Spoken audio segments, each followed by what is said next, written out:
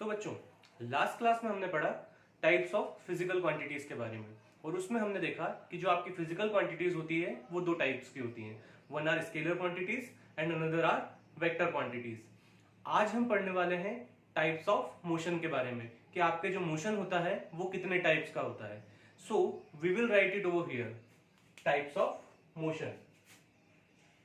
Types of motion. So motion is basically of two types. One is uniform motion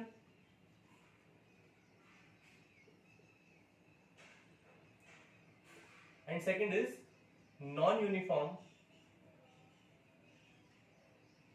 or variable motion. एक होता है आपका uniform motion और एक होता है आपका नॉन यूनिफॉर्म या वेरिएबल मोशन। ये वर्ड यूनिफॉर्म आपको क्या इंडिकेट करता है?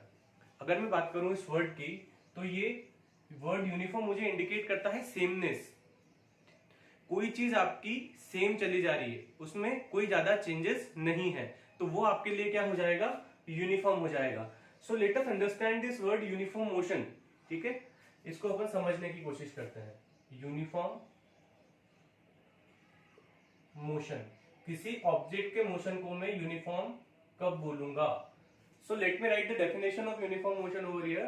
So when an object covers equal distances in equal intervals of time. अगर आपका कोई ऑब्जेक्ट बराबर डिस्टेंस कवर करे बराबर टाइम पीरियड के अंदर, तो उस ऑब्जेक्ट के मोशन को कैसा कंसीडर किया जाएगा? Uniform motion. समझने की कोशिश करते हैं कि किसी ऑब्जेक्ट ए को पॉइंट बी तक जाना है, पॉइंट ए से किसी ऑब्जेक्ट को जाना है पॉइंट बी तक। अब ए से बी तक की दूरी है आपकी 100 किलोमीटर। ए से बी तक की दूरी कितनी है आपकी? 100 किलोमीटर। अब ऑब्जेक्ट की अगर मैं बात करूं, तो ऑब्जेक्ट आपका हर घंटे में कितनी डिस्टेंस कवर कर रहा है? 20 किलोमीटर। इट मीन्स उसको कितना टाइम लगेगा पहुंचने में? 5 आवर्स। 5 आवर्स उसको लगेंगे कितनी डिस्टेंस कवर करने में? 100 किलोमीटर की डिस्टेंस कवर करने में। तो यहां पर हम देखते हैं कि पहले 1 घंटे में उसने कितना डिस्टेंस कवर किया? 20 किलोमीटर। दूसरे घंटे में उसने कवर किया अगेन 20 किलोमीटर। तीसरे घंटे में 20 किलोमीटर। चौथे घंटे में 20 किलोमीटर, और फिर आखिरी में 5वें घंटे में उसने कितना कवर किया? 20 किलोमीटर। ऊपर मैंने लिख दिया डिस्टेंस कवर्ड, नीचे में लिख देता हूं time taken. So we can say that in every hour the object has covered equal distances. अब अगर इसी को हम डेफिनेशन के फॉर्म में समझें, और अगर हम समझें कि कौन सा मोशन इसने शो किया है, तो this kind of motion is called uniform motion. तो मैंने बोला था आप लोगों से, यूनिफॉर्मिटी आपको बताती है कि कोई चीज की सेमनेस के बारे में बताती है। तो यहां देखिए आप, distance is same, time is same. So अगर कोई ऑब्जेक्ट आपका बराबर डिस्टेंस ट्रेवल कर रहा है बराबर इंटरवल ऑफ टाइम में, सो हम क्या बोलेंगे कि वो जो ऑब्जेक्ट है आपका वो कौन सा मोशन एग्जिबिट कर रहा है? यूनिफॉर्म मोशन एग्जिबिट कर रहा है। अब यहाँ पर अगर आप लोग आपकी बुक के अंदर डेफिनेशन इसकी देखोगे, तो उसके अंदर आपको एक लाइन और देखने को मिलेगी, और वो लाइन क्या है मैं यहाँ पे आपको लिख के बता देता हूं। Howsoever small time intervals may be. अब यहाँ पे हमने हमारी कन्वीनियंस के लिए 1 आवर्स का एग्जांपल लिया था कि 1 घंटे में वो कितना ट्रेवल कर रहा है, लेकिन अगर बेटा मैं यूनिफॉर्म मोशन की बात करूं, तो मैं उस छोटे से छोटे इंटरवल को काउंट करूंगा, और उस छोटे से छोटे इंटरवल के लिए भी उस ऑब्जेक्ट की कवर्ड डिस्टेंस हर टाइम इंटरवल में बराबर होना चाहिए। जैसे अगर मैं यहाँ पे आधे घंटे की बात कर लेता हूँ, टाइम को अगर मैं रिड्यूस कर दूं, ठीक है, तो डेफिनेटली आपकी स्पीड, ये जो आपकी डिस्टेंस कवर्ड है वो भी विथ रिस्पेक्ट टू टाइम क्या हो जाएगी? कम हो जाएगी। लेकिन अगर मैं किसी टाइम के छोटे से छोटे हिस्से को भी देखूं, तो उसमें भी आपका ऑब्जेक्ट वही डिस्टेंस कवर करना चाहिए। ठीक है, तो ये चीज समझना है इस लाइन का मतलब क्या है कि हाउसएवर स्मॉल टाइम इंटरवल्स में भी, आप टाइम इंटरवल का कोई छोटे से छोटा हिस्सा भी लो, उसमें भी उस ऑब्जेक्ट को क्या करना चाहिए, इक्वल डिस्टेंस कवर करना चाहिए इक्वल इंटरवल ऑफ टाइम में, तभी आपका मोशन क्या कहलाएगा, यूनिफॉर्म मोशन कहलाएगा। So we have understood this uniform motion. अब आइए बात करते हैं नॉन यूनिफॉर्म मोशन के बारे में कि आपका नॉन यूनिफॉर्म मोशन क्या होता है। तो नॉन यूनिफॉर्म मोशन में चेंज आएगा। अब आप लोग समझ गए होंगे वैसे तो किस चीज का चेंज आएगा। सो नॉन यूनिफॉर्म मोशन में केवल क्या हो जाएगा, आपका ऑब्जेक्ट अनइक्वल डिस्टेंस कवर करेगा, ठीक है, when an object covers unequal distances in equal interval of time. अब देखो अपन ने यहाँ पे अनइक्वल किया है तो यहाँ पे आप अनइक्वल इंटरवल ऑफ टाइम मत कर देना, ठीक है, डेफिनेशन यही रहेगी। बट ये जो मोशन है आपका क्या बन जाएगा, नॉन यूनिफॉर्म मोशन बन जाएगा। Will come to this point, इसको हमने अनइक्वल क्यों नहीं लिखा, ठीक। तो सबसे पहले डेफिनेशन समझते हैं, फिर इसका अपन एग्जांपल के थ्रू समझ के देखेंगे कि नॉन यूनिफॉर्म मोशन एक्चुअल में आपका होता क्या है। So when an object covers unequal distances in equal interval of time, ठीक है, so the motion of that object is said to be non uniform motion, ठीक है।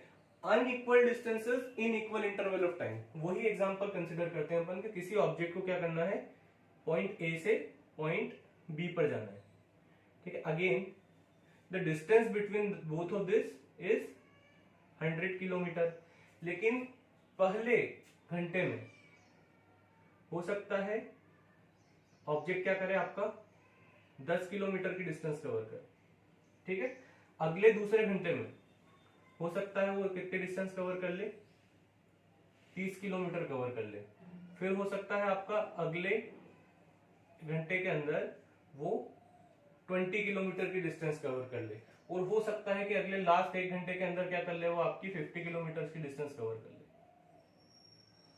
ठीक है। तो यहाँ पे अगर आप नीचे देखो तो टाइम जो है वो सेम है, टाइम का इंटरवल हम इक्वल रखते हैं। और क्यों रखते हैं तो मैं आप लोगों को बता दूं कि इन दोनों मोशन को अगर आपको कंपेयर करना है तो किसी एक पैरामीटर का आपका कांस्टेंट होना काफी जरूरी है, तभी आप लोगों को इन दोनों के बीच के डिफरेंसेस के बारे में पता लगेगा। इसको आप इस तरीके से समझो कि आप लोगों को पता करना है कि कौन दो आदमी है आपके सामने, और 2 आदमी क्या करते हैं, दौड़ते हैं, दे यूज टू रन। आपको पता करना है कि कौन कितना तेज दौड़ता है, ठीक है। तो आप क्या करते हो, एक 100 मीटर की रेस रखा देते हो दोनों के बीच में। आपने क्या किया कि 100 मीटर की रेस लगा दी, ठीक। अब आपको पता चल जाएगा कि कौन कितने टाइम में जोड़ता है। सपोज करो एक ने कितना 12 सेकंड का टाइम लिया 100 मीटर कवर करने के लिए, एक ने कितना टाइम लिया आपका 24 सेकंड, या फिर और कम रख देते हैं 15 सेकंड।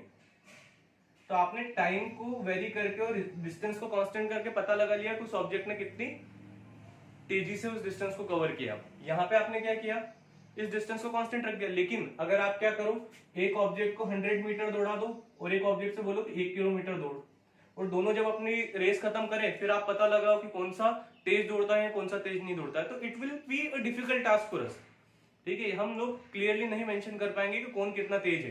क्यों, क्योंकि ये दोनों चीजें क्वांटिटी आपकी सेम नहीं है। लेकिन अगर ये दोनों सेम हो जाती हैं तो हम लोगों के लिए बहुत आसानी हो जाएगी उन दोनों के बीच में डिफरेंशिएट करने में कि कौन सा ऑब्जेक्ट आपका तेज है या कौन सा ऑब्जेक्ट आपका कंपैरेटिवली स्लो है। इन अ सिमिलर मैनर यहाँ पर हमने क्या किया है, टाइम को कांस्टेंट कर दिया। टाइम के कांस्टेंट होने पर हमको पता चल गया कि जो ऑब्जेक्ट आपका अनइक्वल डिस्टेंस कवर करेगा वो कौन सा मोशन एग्जिबिट करेगा, आपका नॉन यूनिफॉर्म मोशन एग्जिबिट करेगा। इसको हम हमारे डे टू डे लाइफ के एग्जांपल से समझ सकते हैं। जैसे सपोज करो कि कोई एक बस चलती है इंदौर से मुंबई के लिए, ठीक। अब वो बस आपकी गई है इंदौर से मुंबई के लिए, उसका एक एस्टिमेटेड इंटरवल ऑफ टाइम है मुंबई पहुंचने के लिए 12 आवर्स, 12 घंटे के अंदर वो आपको इंदौर से मुंबई पहुंचा देती है।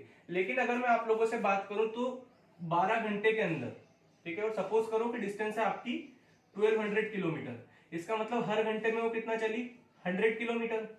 लेकिन क्या ऐसा हर बार होता है, 100 किलोमीटर पर आवर की स्पीड से क्या आपकी गाड़ी हर बार चलेगी, तो इट इज नॉट पॉसिबल। कई बार स्टॉपेजेस भी होते हैं, कई बार अगर रोड खाली हो तो गाड़ी तेज भी चलती है, कई बार अगर ट्रैफिक हो तो गाड़ी धीरे भी हो जाती है। It means non uniform motion can be observed in our day to day life, है ना। आप लोग आपका जो नॉन यूनिफॉर्म मोशन है हमारी डे टू डे लाइफ के अंदर अपन क्या कर सकते हैं, ऑब्जर्व कर सकते हैं, ठीक। तो ये आपका नॉन यूनिफॉर्म मोशन हो गया, जिसके अंदर टाइम इंटरवल तो आपका कांस्टेंट लिया जाता है, बट जो डिस्टेंस उसके अंदर कवर होती है वो क्या रहती है, आपकी अनइक्वल रहती है। So these are the two types of motion. One is uniform motion in which the object covers equal distances in equal interval of time, और दूसरा होता है आपका नॉन यूनिफॉर्म मोशन जिसके अंदर ऑब्जेक्ट अनइक्वल डिस्टेंस कवर करता है equal interval of time में। अब यहाँ पे अगर आप देखो तो इस ऑब्जेक्ट का डिस्टेंस वेरी हो रहा है, ठीक है, या फिर इसकी स्पीड वेरी हो रही है, स्पीड पे अभी अपन आएंगे। तो यहाँ पे इसमें चेंज देखने को मिल रहा है, it means it is varying. तो इस मोशन को बोला जाता है वेरिएबल मोशन भी, ठीक है। This type of motion is also known as variable motion, इसको आप वेरिएबल मोशन भी बोलते हैं। Now our next topic is speed, ठीक है। अगला जो टॉपिक है अपना वो क्या है, speed. Now let us understand that topic. तो बच्चों अब हम पढ़ेंगे कुछ टर्म्स जो कि रिलेटेड है आपके मोशन से। So let us study this term. First is speed. पहली जो टर्म है आपकी वो क्या है, स्पीड। ओके, अब अगर मैं आप लोगों से बात करूं, again will come with the same example, ठीक है। हम वो सेम एग्जांपल कंसिडर करेंगे जिसके अंदर एक ऑब्जेक्ट आपका इंदौर से मुंबई तक की डिस्टेंस कवर कर, लेकिन इस बार हम एक ऑब्जेक्ट की बजाय कंसिडर करेंगे दो ऑब्जेक्ट्स को, ठीक है।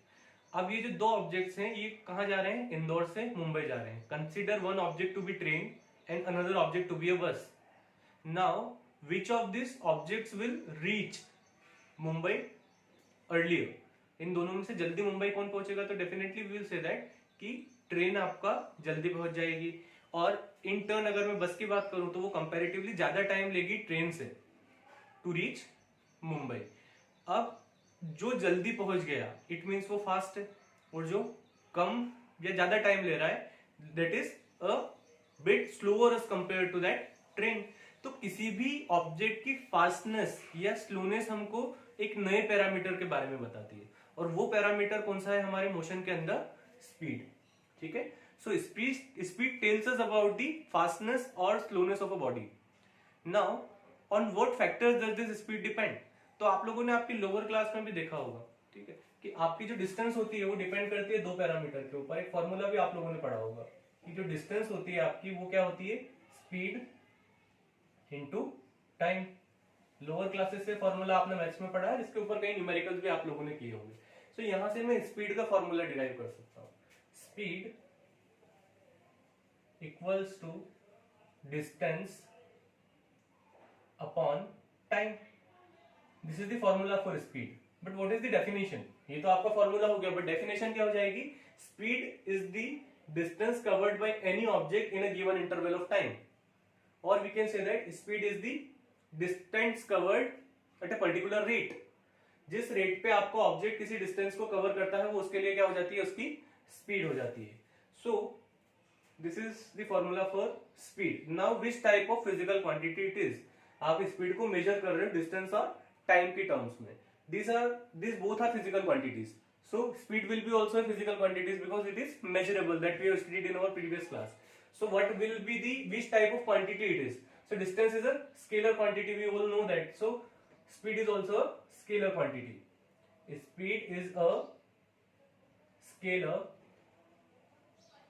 quantity. Speed आपकी कौन सी क्वांटिटी होती है, एक स्केलर क्वांटिटी होती है। Now what is the unit, है ना, अगर मेजरेबल है तो इसकी कोई यूनिट भी होगी। अब अगर आप लोग देखो फॉर्मूला फॉर स्पीड, स्पीड को आप डिनोट करते हो v के साइन के साथ, डिस्टेंस को आप डिनोट करते हो s के साइन के साथ, और टाइम को आप डिनोट करते हो t के साइन के साथ। सो v इक्वल्स टू हो जाएगा आपका s upon t। What is the unit of speed? So speed की यूनिट डिपेंड करेगी डिस्टेंस की यूनिट पे और टाइम की यूनिट पे। सो स्पीड की यूनिट होती है आप सॉरी डिस्टेंस की यूनिट होती है आपकी मीटर, ओके, और टाइम की यूनिट होती है आपकी सेकेंड। सो स्पीड की यूनिट क्या हो जाएगी आपकी, मीटर पर सेकेंड, दैट इज मीटर्स पर सेकेंड। इसको और लिखने का तरीका क्या है, आप इसको इस तरीके से लिखते हैं, मीटर पर सेकेंड। तो हमको समझ में आ गया कि इसकी यूनिट क्या है। अब ये इसकी कौन सी यूनिट है, तो this is the SI unit, SI unit. इसके बारे में कभी अपन बाद में डिटेल में चर्चा करेंगे। This is the short abbreviation for system international ED unite, या फिर समझने वाली अगर लैंग्वेज में बात करूं तो मैं ये आपका होगा international system of units. Speed की ये यूनिट जो कि इंडिया में वैलिड है वो ऑल ओवर द वर्ल्ड, कहीं भी आप किसी भी कंट्री में चले जाओ, speed will be calculated with this unit only. ठीक है, इसी को बोला जाता है आपका ऐसा unit. We will make a separate video for this later whenever I will get time. So this is the unit of speed. Okay, now this is a scalar quantity. Okay, so all the things that we studied in our previous class related to scalar quantity will fit on the speed. Like speed कभी भी zero नहीं हो सकती. For what? For a moving object. For a moving object, speed can never be zero. Similarly, it cannot be negative. है ना, zero भी नहीं हो सकती है, नेगेटिव भी नहीं हो सकती है। तो ये चीज आप लोग ध्यान रखिएगा। This is all about speed. Now the next parameter is velocity. दूसरा क्या है आपका? वेलोसिटी। ठीक है, इसको समझने के लिए बस आप इसको एक लाइन में भी समझ सकते हैं वैसे तो। Velocity is speed with direction. ठीक है, velocity with speed with direction. ठीक है, आपकी जो वेलोसिटी क्या होती है, ये स्पीड ही होती है बट इसके साथ डायरेक्शन एसोसिएटेड होता है। अब आपने इसके साथ जब डायरेक्शन एसोसिएट कर दिया तो ये जो वेलोसिटी है ये वेक्टर क्वांटिटी बन जाती है।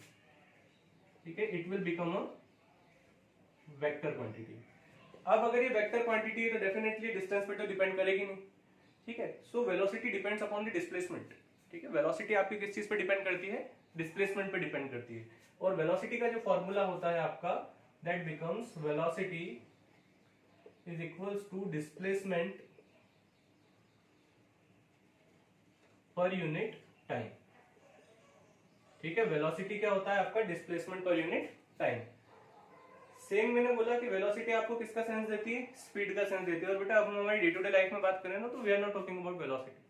हमारी डे टू डे लाइफ में हम केवल स्पीड के बारे में ही चर्चा करते हैं। क्यों? क्योंकि दोनों एक ही सेंस देते हैं। Velocity and speed are giving the same sense, but there is a difference. और वो डिफरेंस क्या है आपका? कि वेलोसिटी तब कंसीडर की जाएगी जब मैं स्पीड को एक पर्टिकुलर डायरेक्शन दूंगा। So same formula will be there, है ना। सेंस आपका एक ही मिल रहा है, तो वेलोसिटी का फॉर्मूला भी वही होगा जो कि आपका किसका होता है? स्पीड का होता है। सेम यूनिट रहेगी आपकी। ओके, बट ये सारे रूल्स वो फॉलो करेगा जो कि वेक्टर्स के होते हैं। मतलब अगर आप एक क्वांटिटी को वेक्टर बोलना चाहते हैं तो केवल इतना ही जरूरी नहीं है कि उसके पास डायरेक्शन हो। डायरेक्शन होने के साथ साथ उसको कुछ रूल्स को भी फॉलो करना होता है, जिनको बोला जाता है वेक्टर रूल्स ऑफ एडिशन, है ना। ये आप आपकी हायर क्लासेस में पढ़ोगे, so no point of discussing it right now. But अभी याद रखना आपको कि किसी भी ऑब्जेक्ट का डायरेक्शन होना ही ये इंडिकेट नहीं करता है कि वो एक वेक्टर क्वांटिटी है। जैसे आप लोग अगली क्लास में जाओगे तो आपको पता चलेगा जब आप करंट के बारे में पढ़ो। ठीक है, so we will come to this topic in the upcoming classes. अभी के लिए अगर मैं बात करूं तो वेलोसिटी क्या होता है आपका? Distance upon displacement upon time. और वही सारे रूल जो वेक्टर्स पे फॉलो होते थे वो वेलोसिटी पे भी फॉर्म होंगे। जैसे वेलोसिटी आपकी जीरो हो सकती है, ठीक है, और दूसरा क्या हो सकता है आपका? ये नेगेटिव भी हो सकती है। नेगेटिव होना कब इंडिकेट करेगा? जब ऑब्जेक्ट आपका डायरेक्शन चेंज कर ले। और डायरेक्शन भी कौन सा होना चाहिए? Just opposite to that it was previously moving. अब एक और चीज हम समझेंगे जो कि इंपॉर्टेंट है कि आपका चेंज इन वेलोसिटी जो है वो कौन कौन से फैक्टर्स के ऊपर डिपेंड करता है। ये चीज बहुत ही ज्यादा इंपॉर्टेंट है। So let us understand this.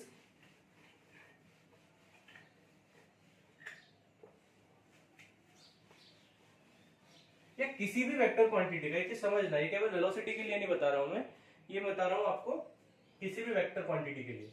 Factors on which a vector quantity depends. ठीक है, ऐसे कौन कौन से फैक्टर्स हैं जिनके ऊपर आपकी वेक्टर क्वांटिटी डिपेंड करेगी। या फिर मैं अगर बोलूं कि कोई वेक्टर क्वांटिटी चेंज हो रही है, ठीक है, तो कौन कौन से फैक्टर होंगे जिनके ऊपर हम बोल सकेंगे कि वेक्टर क्वांटिटी आपकी क्या हो रही है? चेंज हो रही है। ठीक है, सो अगर आप वेक्टर क्वांटिटी की बात करो तो it is having two parameters. ठीक, अब इन दोनों पैरामीटर्स में से जो पैरामीटर आपका चाहे इंडिविजुअली चेंज हो या फिर आपका कंबाइंड फॉर्म में चेंज हो, उसके ऊपर आपका change in vector quantities depend करेगा। राइट, आपकी वेक्टर क्वांटिटी कब कब चेंज हो सकती है? तो सबसे पहला, व्हेन मैग्नीट्यूड चेंजेस,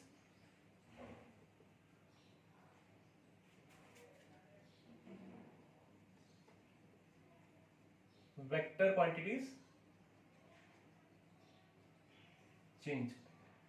ये जो फर्स्ट पॉइंट है आपका, ये आपका स्केलर क्वांटिटीज के लिए भी वेरी करता है, वैलिड है, सॉरी, ठीक है, वैलिड करता है। इट मींस अगर किसी ऑब्जेक्ट का मैग्नीट्यूड 5 किलोमीटर है, ठीक है, अगर आप लोग बोल देते हो कि कोई दूसरा ऑब्जेक्ट है जिसका मैग्नीट्यूड कितना है, दूसरी फिजिकल क्वांटिटी है, सॉरी ऑब्जेक्ट नहीं, दूसरी फिजिकल क्वांटिटी का मैग्नीट्यूड कितना है, 6 किलोमीटर है, तो देखो यहाँ पे मैग्नीट्यूड में चेंज दिखा आपको, साइज पहले 5 थी अब 6 हो गई, तो मैग्नीट्यूड में चेंज हुआ, इट मींस उस फिजिकल क्वांटिटी के अंदर भी चेंज आएगा, चाहे वो स्केलर हो या वेक्टर हो। लेकिन आपकी जो स्केलर क्वांटिटीज होती है उनके पास केवल एक न्यूमेरिकल वैल्यू होती है, तो वो न्यूमेरिकल वैल्यू अगर चेंज होगी तो there will be a change in scalar quantities. But in vector quantities direction is also associated with it, है ना, आपका डायरेक्शन भी एसोसिएटेड होता है। सो अगर वेक्टर क्वांटिटीज के अंदर केवल किसी ऑब्जेक्ट का डायरेक्शन भी चेंज होता है तो भी हम क्या बोलेंगे कि आपकी वेक्टर क्वांटिटीज क्या हो रही है, चेंज हो रही है। Will come up with an example to understand this, but first of all let us write when direction changes, ठीक है, वेक्टर क्वांटिटी चेंज, जब आपका डायरेक्शन चेंज होगा तब भी आपकी वेक्टर क्वांटिटी क्या होगी, चेंज होगी। थर्ड अगर मैं बात करूं, व्हेन बोथ, दोनों चीजें चेंज हो रही हैं, when both direction and magnitude change, ठीक है, तो भी हम क्या बोलेंगे, आपकी वेक्टर क्वांटिटी चेंज हो रही है। इसको समझने की कोशिश करते हैं, अपन समझते हैं इसको कैसे, कि आपसे आपने किसी एक ऑब्जेक्ट से बोला कि आपको इस पॉइंट तक जाना है, पॉइंट ए से पॉइंट बी तक जाना है, ठीक, तो आपका ऑब्जेक्ट एक पर्टिकुलर डायरेक्शन में ट्रेवल कर रहा है। सपोज दैट अगर मैं यहाँ पे मार्किंग कर दूं, ठीक है, तो दिस डायरेक्शन इज ईस्ट, है ना, यहाँ से आपका ऑब्जेक्ट जा रहा है, आपका ऑब्जेक्ट इस पर्टिकुलर डायरेक्शन में गया और उसने 5 मीटर की डिस्टेंस कवर की, ठीक, so 5 meter in east, this will be the speed, उसकी है 5 metre per second, sorry, so velocity is 5 metre per second in east direction. अब वो ऑब्जेक्ट अपनी मैग्नीट्यूड को कांस्टेंट रख के अगर इस डायरेक्शन में ट्रेवल करता है जो कि आपका नॉर्थ है, वेलोसिटी अभी भी कितनी है इसकी, 5 मीटर पर सेकंड, ठीक, but now it is moving in north direction, so 5 metre per second in north. तो अब ये 5 metre per second in east and 5 metre per second in north, this both can not be considered as same, इन दोनों को आप same consider नहीं कर सकते, ठीक है, क्यों नहीं कर सकते, क्योंकि आपका यहाँ पर डायरेक्शन में चेंज हो रहा है, एंड डायरेक्शन में चेंज होना आपका इंप्लाई करता है that the physical quantity is being changed, so velocity changed when there is a change in direction. Now what is the velocity, 5 metre per second in north, so both this cases, ठीक है, velocity का magnitude तो same है, 5 metre per second, 5 metre per second, but due to change in direction ये physical quantity आपकी क्या हो गई, चेंज हो गई। दूसरे केस में क्या होता है कि ये 5 मीटर पर सेकंड से ईस्ट में चल रही है, लेकिन 15 मीटर पर सेकंड से काय में चली जाती, नॉर्थ में चली जाती, ठीक है, तो यहाँ पे मैग्नीट्यूड भी चेंज हो रहा है, डायरेक्शन भी चेंज हो रहा है, तो आपकी वेलोसिटी भी क्या हो जाएगी, यहाँ पर चेंज हो जाएगी। ये जो मैंने आप लोगों को एग्जांपल लिया है, I have given this example in context of velocity, but this is certainly applicable for all the vector quantities that are having direction, ठीक। तो आज हम लोगों ने क्या पढ़ा, we have studied about the types of motion and we have taken one example from that speed and velocity. So I hope आप लोगों को समझ में आया होगा। अगली क्लास में अपन पढ़ेंगे एक्सेलरेशन के बारे में, तो मिलते हैं अगली क्लास में।